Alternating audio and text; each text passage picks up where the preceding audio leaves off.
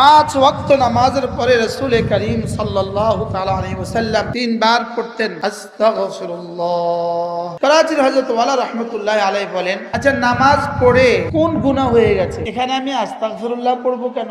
করাচির হযরত ওয়ালা রাহমাতুল্লাহ আলাইহি বলেন, এটা এজন্য পড়বো, নামাজ পড়ে যেন আমি আমার রবকে এভাবে বলি, রব্বুল আলামিন যেভাবে আপনার শান মতো নামাজ পড়া উচিত ছিল আমি সেটা পড়তে পারি নাই, আপনার শান মতো আমি দিতে পারি নাই, এজন্য আমি মাফ চাচ্ছি। আমাদের রশিদিয়ার হযরত ওয়ালা হযরত মাওলানা শহীদুল্লাহ সাহেব দামাত বারাকাতুহুম তিনি একবার বলেন যে ইস্তেগফার, নামাজের পরে ইস্তেগফার কেন করব জানো? এটা হলো এজন্য, বড়দেরকে কোনো কিছু আমরা যদি হাদিয়া দেই, বড় থেকে বড় কিছুও যদি দেই, তারপরে কি বলি, হযরত মাফ করবেন, কিছু দিতে পারি নাই।